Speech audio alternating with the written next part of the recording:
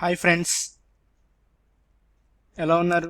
అందరూ సేఫ్ అని అనుకుంటున్నా.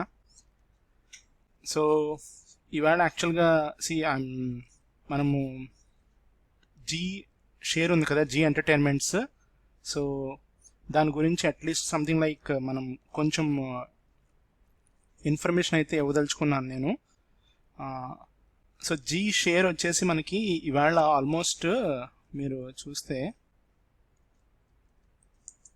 ఓకే, సో ఇవాళ almost 25 points up side move అయింది. ఒక అప్పర్ సర్క్యూట్ కూడా బ్రేక్ చేసింది యాక్చువల్గా. సో చార్ట్ అనాలిసిస్ కూడా చేస్తాను నేను కాసేపట్లో. బట్ బిఫోర్ దట్ మనం ఏం చేద్దామంటే, అసలు ఇప్పుడు ఈ స్టాక్ హోల్డ్ చేయడం కరెక్టా లాంగ్ టర్మ్లో ఉన్నవాళ్ళు? ఓకే, షార్ట్ టర్మ్లో ఉన్నవాళ్ళు ఎగ్జిట్ అవ్వడం ఎంతవరకు కరెక్ట్? ఓకే, అండ్ ఇంట్రాడే పర్స్పెక్టివ్లో చూస్తే రేపు మనం షార్ట్ చేయడానికి అవకాశం ఉందా లేదా? ఓకే, అండ్ నేను దీని గురించి ఒక నెక్స్ట్ 15 minutes మనం కొంచెం డీప్గా స్టడీ చేద్దాం. సో ఫస్ట్లీ సో ఇది టిజోరీ ఫైనాన్స్ అని మనకి సంథింగ్ లైక్ స్క్రీనర్ అనమాట. మనకి అనాలిసిస్ అంతా ఉంటుంది. ఓకే, ఏదైనా ఏ స్టాక్ గురించి అన్నా. సో ఇప్పుడు మీరు చూసినట్లయితే జీ ఎంటర్టైన్మెంట్స్ ఎంటర్ప్రైజెస్ ఉంది కదా. సో యాక్చువల్గా ఇవాళ క్వార్టర్లీ రిజల్ట్స్ వచ్చినాయి. అవి చాలా పూర్గా ఉన్నాయి యాక్చువల్గా. ఓకే, సో వెరీ పూర్ అనమాట compare to the last year the same quarter. So ఇప్పుడు మనం ఫస్ట్ దాన్ని ఫినిష్ చేస్తే, Zee entertainment Q1 results, net profit plunges 95% to 95%. చూడండి ఒకసారి, 95% పడిపోయింది 29 crores. లాస్ట్ ఇయర్ ఇదే సేమ్ క్వార్టర్లో కనుక మనం చూసినట్లయితే, so let's go to the financials. Okay, so ఇదిగోండి క్వార్టర్లీ రిజల్ట్స్ చూస్తే మీరు స్టాండ్ అలోన్లో, సో జూన్ క్వార్టర్కి వచ్చేసి 64.27 ఉంటే, లాస్ట్ ఇయర్ 2019 జూన్ క్వార్టర్ చూస్తే 512 ఉంది. ఓకే,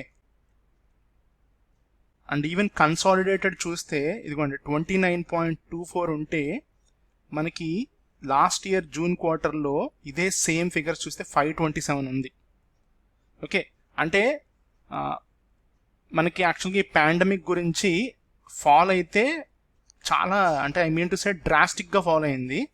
బట్ మీరు చూసినట్లయితే యాక్చువల్గా జీ ఎంటర్టైన్మెంట్స్ అనేది టెలివిజన్ ఛానల్స్ కదా, అలాగే వీళ్ళకి G5 నెట్వర్క్ అని ఒక ఓటీటీ కూడా ఉంది. మనకి నెట్ఫ్లిక్స్ ఎలాగా, హాట్స్టార్ ఎలాగా, అమెజాన్ ఎలాగా ఉన్నాయో మనకి online OTT platforms, the same way G5 అనేది కూడా ఒక ఓటీటీ ప్లాట్ఫామ్ ఉంది. And it's a largest thing యాక్చువల్గా మన ఇండియాలో. సో ఓటీటీ ప్లాట్ఫామ్స్ యాక్చువల్గా పూర్గా అయితే పెర్ఫామ్ చేయలేదు, బికాజ్ అందరం కూడా ఇంట్లోనే ఉండడం వల్ల చాలామంది టీవీలకు అతుక్కుపోయాము, అలాగే మూవీస్ చూసాము అన్ని. ఓకే, బట్ స్టిల్ మీరు చూసినట్లయితే last March quarter, before quarter చూస్తే -763 నెగిటివ్లో ఉంది యాక్చువల్గా.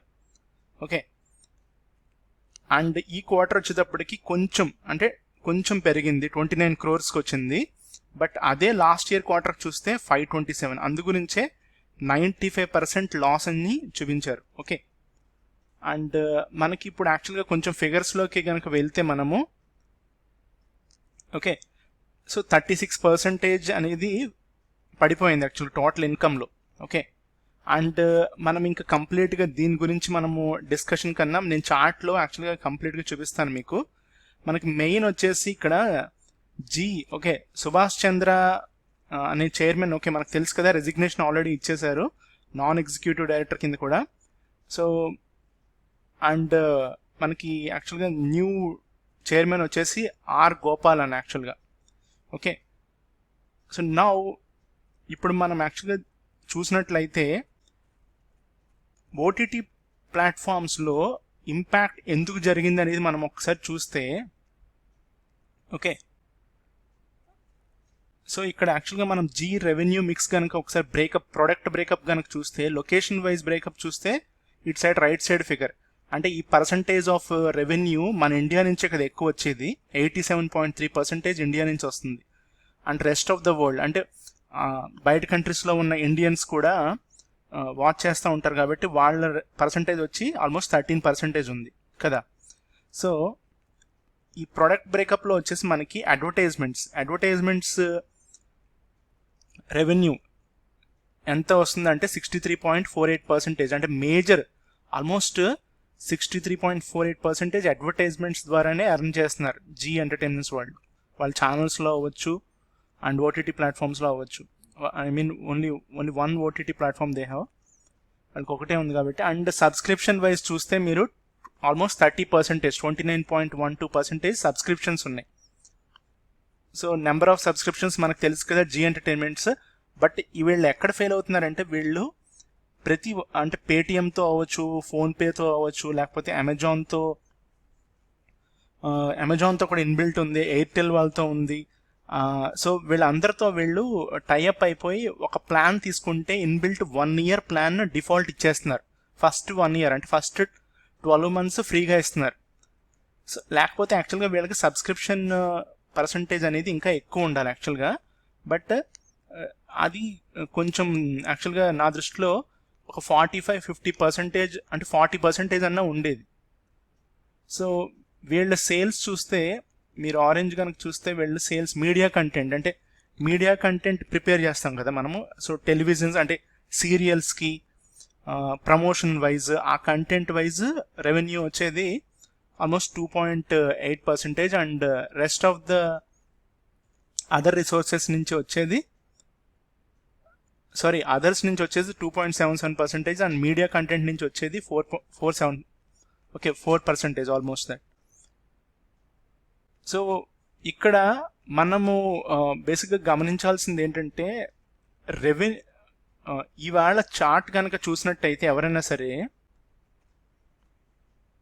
Q1 రిజల్ట్స్ వచ్చేసి కంప్లీట్గా ఫెయిల్ అయినాయని మనకి క్లియర్ కట్గా ఇన్ఫర్మేషన్ అయితే వచ్చేసింది ఇప్పుడు. బట్ షేర్ చూస్తే ఇవాళ అప్పర్ సర్క్యూట్ బ్రేక్ చేసి కూడా ఒక 4-5 points అప్ సైడ్ వెళ్ళింది. సో మనం స్టాక్లోకి కనుక వెళ్తే ఓకే, ఇది daily time frame chart. So నేను ఎందుకు అక్కడ ఫండమెంటల్స్ ఎక్కువ డిస్కస్ చేయలేదంటే, సో మనం అది ఎంత డిస్కస్ చేసినా కానీ మనకు అవుట్పుట్ వచ్చేది ప్రైస్ మీదే కదా కంప్లీట్గా. సో మనం ఇప్పుడే చూసాం రియల్ టైంలో రిజల్ట్స్ ఏమో ఫెయిల్ అయినాయి, 95% లాస్ వచ్చింది కంపెనీకి. అండ్ ఫ్యూచర్ని ఉద్దేశించి ఆపరేటర్స్ మూవ్ చేసి ఉండొచ్చు లేదా ఎఫ్ఐఎస్ మూవ్ చేసి ఉండొచ్చు. ఓకే, అండ్ నేను మీకు ఒకటి చూపించడం మర్చిపోయాను యాక్చువల్గా. సో షేర్ హోల్డింగ్లోకి వెళ్దాం ఒకసారి. షేర్ హోల్డర్ బ్రేకప్లోకి చూస్తే ఇక్కడ ఎవరు ఎక్కువ షేర్ హోల్డ్ చేశారనేది కూడా ఇంపార్టెంట్ అనమాట మనకి. ఎఫ్ఐఎస్ చూసారా మీరు, ఫారిన్ ఇన్వెస్టర్స్ జీ ఎంటర్టైన్మెంట్స్లో 67.3% హోల్డ్ చేశారు. అందు గురించే జీ ఎంటర్టైన్మెంట్స్ అసలు మనము ఎప్పుడూ కూడా ఊహించినటువంటి స్పైక్స్ ఉంటాయి, అంత వాలటిలిటీ ఉంటుంది స్టాక్లో. యాక్చువల్గా చెప్పాలంటే ట్రేడర్స్ డిలైట్ అని చెప్పొచ్చు. అంటే మార్నింగ్ సరిగ్గా కనుక ట్రేడ్ కనుక తీసుకుంటే ఎయిదర్ సైడ్ అప్ సైడ్ కానీ డౌన్ సైడ్ కానీ, ఇంకా మళ్ళీ సైడ్ వేస్ అనేది చాలా రేర్గా ఉంటుంది అనమాట. 22 ట్రేడింగ్ డేస్లో మంత్లో maximum 5 trading days 6 trading days side వేస్లో ఉంటుంది. బట్ ఎవ్రీడే ట్రెండింగే, ఇంకా అప్ సైడ్ కానీ డౌన్ సైడ్ కానీ. పైవోట్ లెవెల్స్ బాగా వచ్చి ఉండాలంతే ఇది ట్రేడ్ చేయడానికి. ఏదో ఒకరోజు నేను కంపల్సరీ మీకు లైవ్ ట్రేడింగ్ చూపిస్తాను జీ ఎంటర్టైన్మెంట్స్తోనే, మనం చూద్దాం. అండ్ డిఏఎస్ వచ్చేటప్పటికి మీరు చూడండి పర్సంటేజ్ 5.2, డొమెస్టిక్ ఇన్వెస్టర్స్ 5.2. అంటే అసలు జీ ఎంటర్టైన్మెంట్స్లో మనోళ్ళు హోల్డ్ ఏముంది, ఫారిన్ ఇన్వెస్టర్స్ ఎలా మూవ్ చేస్తే అలా మూవ్ అవుతుంది స్టాక్. అంటే రేపు గనక వాళ్ళు మళ్ళీ పైకి తీసుకెళ్దామని డిసైడ్ అయితే రేపు మళ్ళీ స్టాక్ 210కి వెళ్ళినా 215కి వెళ్ళినా పెద్ద ఆశ్చర్యం లేదు. అంటే ఇంకొక 2 అప్పర్ సర్క్యూట్లు కొడతారు రేపు. సో ఇంకా మిగతా షేర్ హోల్డర్స్ అందరూ కలిపితే ఓకే వీళ్ళు యాక్చువల్గా ప్రమోటర్కి వచ్చేసి 4.8% ఉంది అంతే. జీ ప్రమోటర్స్ వచ్చేసి 4.8%. వాళ్ళు యాక్చువల్గా ఇందుట్లో వాళ్ళ షేర్ హోల్డింగ్ కొంచెం ఇంక్రీజ్ చేయాలి యాక్చువల్గా మొన్న ఫాల్లో, బట్ వాళ్ళు ఇంక్రీజ్ చేసినట్టు లేరు. మనం యాక్చువల్గా ఫైనాన్షియల్ డీటెయిల్స్లోకి వెళ్తే తెలుస్తుంది. అండ్ మ్యూచువల్ ఫండ్స్ వచ్చేసి ఆల్మోస్ట్ 3.8%. అంటే ఎంత వాలటాలిటీ స్టాక్లో మ్యూచువల్ ఫండ్స్ ఇన్వెస్ట్ చేయడానికి అంత ఇష్టం చూపించలేదు అనమాట. యాక్చువల్గా మ్యూచువల్ ఫండ్స్ అట్లీస్ట్ మినిమం 10-15% ఉండొచ్చు కదా ఈ స్టాక్లో. సో అంటే హ్యూజ్ వాలటాలిటీ ఉంది కాబట్టి వాళ్ళు అంటే కన్జర్వేటివ్ ట్రేడర్స్ అవ్వచ్చు, లేకపోతే I mean medium to conservative traders అవ్వచ్చు, వాళ్ళ మ్యూచువల్ ఫండ్లో ఈ స్టాక్ అనేది ఉండదు. ఓన్లీ అగ్రెసివ్ లేదా హై రిస్క్ మ్యూచువల్ ఫండ్లో ఈ స్టాక్ అనేది ఉంచుతారు నాకు తెలిసినంత వరకు. సో అందు గురించి మ్యూచువల్ ఫండ్స్ పర్సంటేజ్ 3.8% చాలా తక్కువ ఉంది. అండ్ ఈ షేర్ హోల్డింగ్లో ఇంక మొత్తం అందరూ రీటైలర్స్ ఉంటారు, అందరూ మొత్తం ఓకే. సో మోస్ట్లీ రీటైలర్స్ అనుకోండి. సో మనం మళ్ళీ బ్యాక్ టు చార్ట్. సో ఇక్కడికి వస్తే ఇప్పుడు ఫైనల్గా ఇప్పుడు మీరు చూసినట్లయితే ఇది డౌ థియరీ మీకు కొంతమందికి తెలిసి ఉంటుంది, కొంతమంది తెలియదు. సో స్టెప్స్లో అంటే డౌ థియరీ బేసిక్గా ఏంటంటే స్టెప్స్లో మనకి ఫాల్ అనేది ఉంటుంది ఓకే. సో ఇప్పుడు ఈ డౌ థియరీ వైజ్ మీరు చూసుకుంటే ఓకే, నేను ఇది మీకోసం ఒకసారి ఒక స్నిప్పెట్ తీస్తాను, మీకు అర్థమవుతుంది.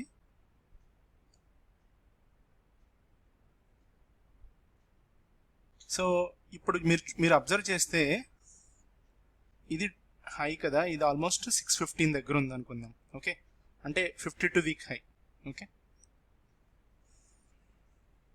వీక్ హై కూడా కాదు. సో 52 వీక్ హై వచ్చేసి ఇక్కడే ఉంది.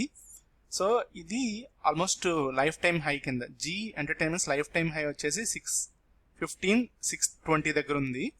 సో మనం చూసినట్లయితే just drawing for you okay మీకోసం. సో క్లియర్గా ఇది డౌ థియరీని ఫాలో అయిందని చెప్పొచ్చు. మనకు ప్రతిదీ స్టెప్ వైజ్ అంటే ఎవ్రీ టైం మీరు గమనిస్తే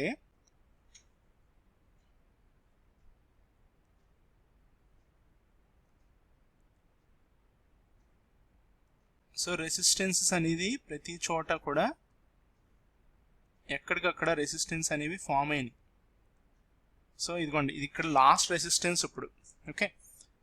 సో ఈ రెసిస్టెన్స్ వచ్చేసి ఆల్మోస్ట్ 220 దగ్గర ఉంది.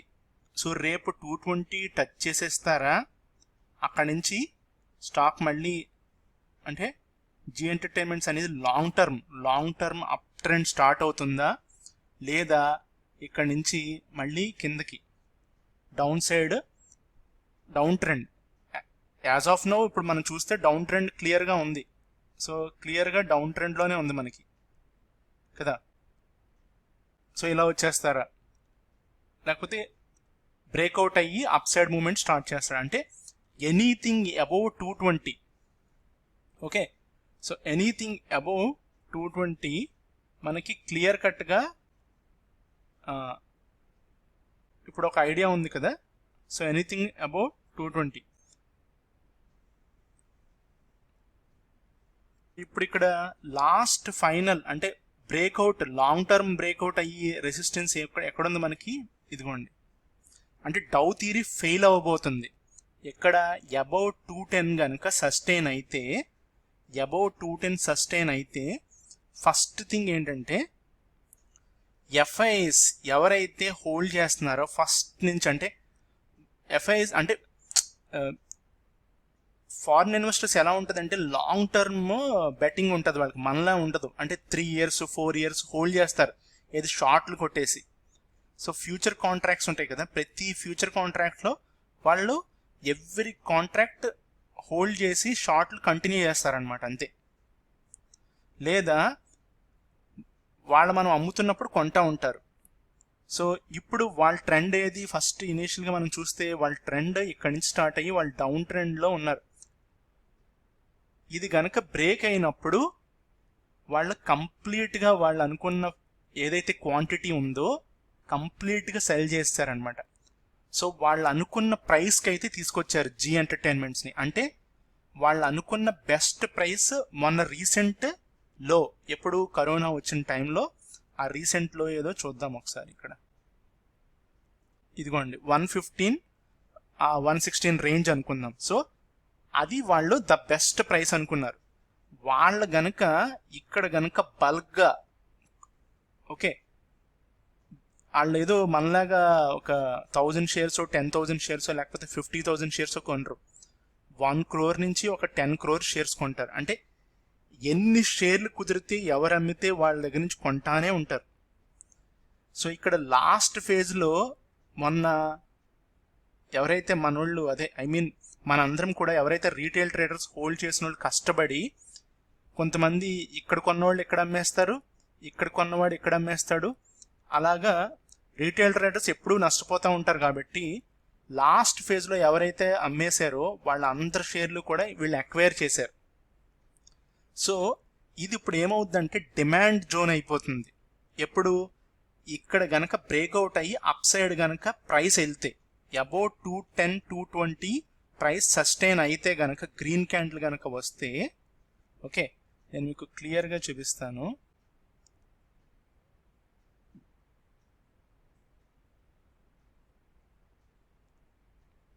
సో ఫస్ట్ ఆఫ్ ఆల్ నేను దీని మీద 200 మూవింగ్ యావరేజ్ ఒకసారి ఇన్సర్ట్ చేస్తే మీకు అర్థమవుతుంది. యా, సో 200 మూవింగ్ యావరేజ్ మీరు చూసినట్టయితే క్లియర్గా చూడండి, మీకు అబ్జర్వ్ చేయండి. వాళ్ళు ఎంత నీట్గా ఎప్పుడైతే ప్రైస్ వచ్చి 200 టచ్ చేసిందో మళ్ళీ డౌన్ ట్రెండ్, మళ్ళీ కాసేపు సైడ్ వేస్, మళ్ళీ బౌన్స్ అయింది ప్రైస్. వాళ్ళు నీట్గా షార్ట్ చేశారు, మళ్ళీ ఆల్మోస్ట్ దగ్గరికి వెళ్ళింది, మళ్ళీ షార్ట్ చేశారు, మళ్ళీ ప్రైస్ దూరంగా ఉంది 200కి, మళ్ళీ దగ్గరికి తీసుకెళ్లారు, మళ్ళీ షార్ట్ చేసాం.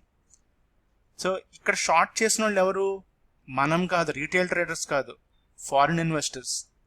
ఎందుకంటే వాళ్ళు లాంగ్ టర్మ్ బెట్. ముందు కనుక ప్రైస్ చూస్తే ఇక్కడి నుంచి ఇప్పుడు చూడండి 2011 నుంచి చూస్తే వాళ్ళు అనుకున్న ప్రైస్ చూసారు కదా, ఇక్కడ మీరు ఆల్మోస్ట్ 100 బిలో ఉంది ఇక్కడ. అంటే అప్పుడు జీ నెట్వర్క్ స్టార్ట్ అయ్యింది అనుకుందాం. సో జీ ఆల్మోస్ట్ 2000లోనే స్టార్ట్ అయ్యింది. బట్ బెస్ట్ ప్రైస్ అనేది అంటే అప్వర్డ్ మూమెంట్, జీలో బిజినెస్ ఆపరేషన్స్ కానీ ఎక్స్పాన్షన్స్ కానీ జరిగిన వాట్ ఎవర్ పీరియడ్ వచ్చేసి 2009 to 2012. ఎందుకంటే మనకి అక్కడి నుంచే బిజినెస్ అనేది అప్ ట్రెండ్ అనేది స్టార్ట్ అయ్యింది. మనకి ఈ అప్ సైడ్ మూమెంట్ చూస్తే మనకు క్లియర్గా అర్థమవుతుంది. సో ఇక్కడి నుంచి వాళ్ళు ఈ ప్రైస్ దాకా క్లియర్ కట్గా ఎఫ్ఐఎస్ఏ తీసుకెళ్తారు, మనం తీసుకెళ్ళలేం. లేదా డొమెస్టిక్ ఇన్వెస్టర్స్లో ఎవరైనా బిగ్ హ్యాండ్స్ ఉంటే వాళ్ళు కూడా వాళ్ళతోనే వెళ్తారు. అది ఎవ్రీడే ఫ్లక్చుయేషన్స్ ఉంటాయి, అవన్నీ కామన్. బట్ లాంగ్ టర్మ్ ట్రెండ్లో మీరు చూసినట్లయితే 2012లో స్టార్ట్ అయింది, 2018 జాన్కి అయిపోయింది. మొన్న మీకు గుర్తుండుంటే 28 జాన్ నుంచి డౌన్ఫాల్ స్టార్ట్ అయినాయి. Not only Zee, lot more stocks, చాలా స్టాక్స్లో డౌన్ఫాల్ స్టార్ట్ అయిపోయింది. టాటా మోటార్స్ అవ్వచ్చు, అలా చాలా ఉన్నాయి స్టాక్స్. సో ఎగ్జాక్ట్లీ చూసారా మీరు, అక్కడి నుంచి ప్రైస్ మళ్ళీ డిస్కౌంట్ ప్రైస్, అంటే వాళ్ళు అనుకున్న ప్రైస్ దాకా తీసుకొచ్చి దాకా వాళ్ళు ఎవ్రీ బౌన్స్ని సెల్ చేస్తానే ఉన్నారు. సో ఇప్పుడు వాళ్ళు అనుకున్న ప్రైస్ వచ్చిందో లేదో మనం మంత్లీ టైం ఫ్రేమ్లోకి వెళ్ళిపోదాం, మనకు కొంచెం క్లారిటీ ఉంటుంది. సో చూస్తే ఇప్పుడు ప్రెసెంట్ మీరు గమనించండి, మంత్లీ టైం ఫ్రేమ్లో ఇక్కడ బేస్ చూసారు ఎలా క్రియేట్ అయిందో. ఆల్రెడీ ఇది ఎప్పుడు క్రియేట్ అయింది? 10, 11, 12 పీరియడ్లో క్రియేట్ అయింది. 3 years ఆల్మోస్ట్. సో 10 నుంచి స్టార్ట్ చేసుకుందాం, 10 to 12. సో 2 years 2.5 years ఒక సైడ్ వేస్ మూమెంట్లో ఉండిపోయింది. ఏది? జీ ఎంటర్టైన్మెంట్స్. ఎగ్జాక్ట్గా అక్కడే ఈ ఫాల్ వచ్చి ఆగింది. ఇది నేను చూపించేది మంత్లీ క్యాండిల్స్. ఇప్పుడు గనక ఇది బ్రేక్అవుట్ అనేది అయితే, అందు గురించే మీకు చూపించేది. సో ఇప్పుడు గనక ఇది బ్రేక్అవుట్ అనేది అయితే నేను మీకు చెప్పక్కర్లేదు కదా ఏం స్టార్ట్ అవుతుంది అనేది. లాంగ్ టర్మ్ ట్రెండ్ స్టార్ట్ అవబోతుంది జీ ఎంటర్టైన్మెంట్స్లో. బట్ ఇది ఇప్పుడు బ్రేక్అవుట్ అవుతుందా అవ్వదా అనేది మనకి ఇంకొక 2 వీక్స్ చూస్తే క్లియర్ కట్గా ఒక ఐడియా వచ్చేస్తుంది. ఎందుకంటే నెక్స్ట్ వీక్ ఎక్స్పైరీ ఉంది. ఓకే, వాళ్ళు తలుచుకుంటే అంటే వాళ్ళకి ఇంకా వాళ్ళకి ఈ ప్రైస్ కూడా కరెక్ట్ కాదు, 75 రూపీస్ కరెక్ట్, 80 రూపీస్ కరెక్ట్ అనుకున్నారనుకోండి, వాళ్ళు అక్కడ వరకు తీసుకెళ్దాం అనుకుంటే ప్రైస్ వస్తుంది అక్కడికి. ప్రాబ్లీ ఇంకొక 2 మంత్స్ పట్టచ్చు, 3 మంత్స్ పట్టచ్చు, లేదా డిసెంబర్ అవ్వచ్చు. సో కానీ బ్రేక్అవుట్ అయితే మట్టుకు డౌ థియరీ ఫెయిల్ అవుతుంది. ఓకే, సో డౌ థియరీ ఎందుకు ఫెయిల్ అవుతుంది అంటే హయ్యర్ హైస్ హయ్యర్ లోస్ అనే కాన్సెప్ట్ మీద డౌ థియరీ అనేది మోడల్ అనేది కాన్సెప్ట్ అనేది డెవలప్ చేయబడింది. సో అది ఎప్పుడైతే ఫెయిల్ అయిందో అక్కడ అంటే ట్రెండ్ రివర్స్ అవబోతుంది అనమాట. So long term trend up side అనేది స్టార్ట్ అవబోతుంది. బట్ స్టార్ట్ అయ్యే ముందు చాలాసేపు రేంజ్ బౌండ్ అనేది నడుస్తూ ఉంటుంది. Range bound